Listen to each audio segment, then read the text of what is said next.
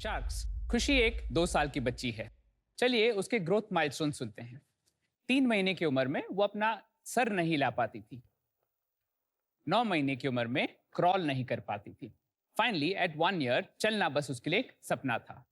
ये हकीकत खुशी जैसे भारत के 25 लाख बच्चों की है।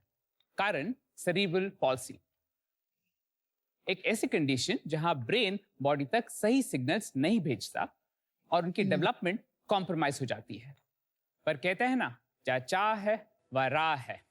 वक्त आ गया है एक्स स्टेप लेने का। नमस्ते, मैं हूं doctor Parag Garg from Bangalore, founder and CEO of विवर्ट्रॉनिक्स।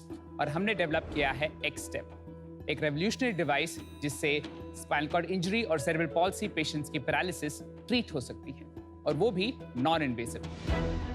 ये वेरेबल डिवाइस आपके अपर और लोअर बैक पे लगती है। लग के आपके स्पाइनल कॉर्ड को इलेक्ट्रिकल सिग्नल्स भेजती है, जिससे आपके ब्रेन, स्पाइनल कॉर्ड और लेग के कनेक्शंस को रीएक्टिवेट करती है, जिससे आपकी मोबिलिटी इंप्रूव होती है। इसके कई सारी ट्रीटमेंट पॉसिबिलिटीज है। आपने ये एरिया में क्यों सोचा कि I want to do something? This is a technology that I developed as part of my PhD program at the University of California, Los Angeles.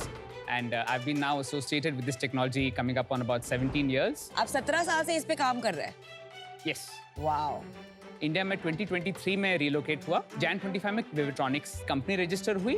हमने एक्चुअली इसको 3 हफ्ते पहले इंडिया में लॉन्च किया है। After we have received all of our licences from CDSCO। This is the best solution so far. This is the first of its kind. इसके type का world में अभी कुछ नहीं।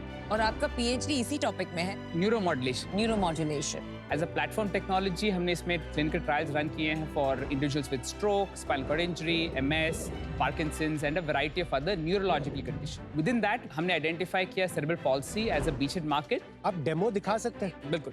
Would one of you want to try it? I can do it if you want.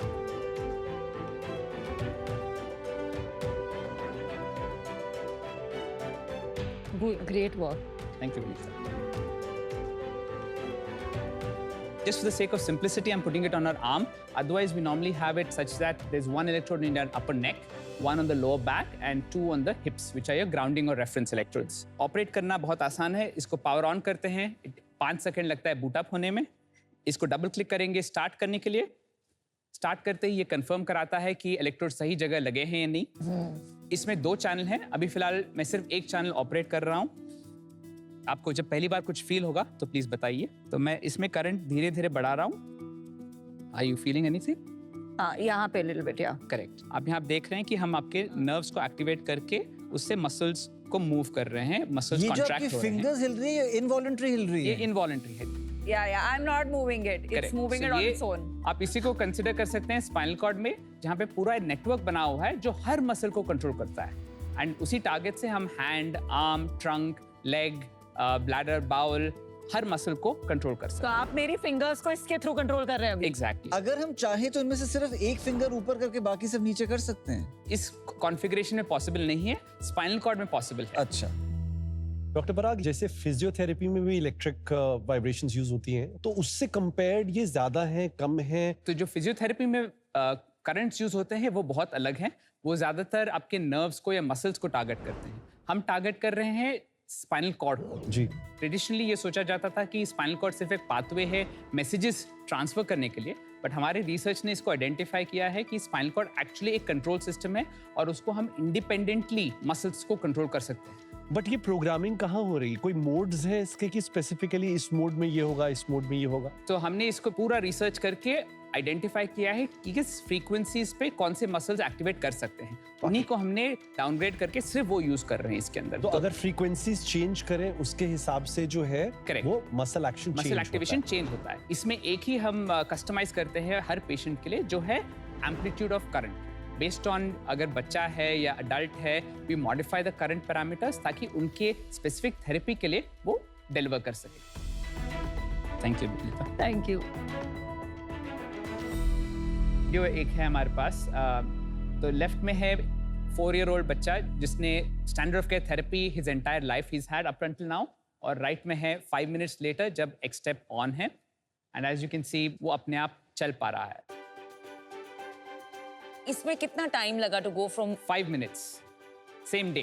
Wow.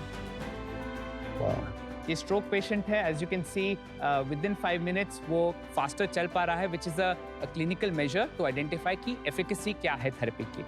एक 6 हफ्ते बाद है स्पाइनल कॉर्ड इंजरी पेशेंट का। ये हमारे एक इंडियन पेशेंट है, सिटिंग प्रैक्टिस कर रहे हैं आफ्टर 2 months ऑफ थेरेपी।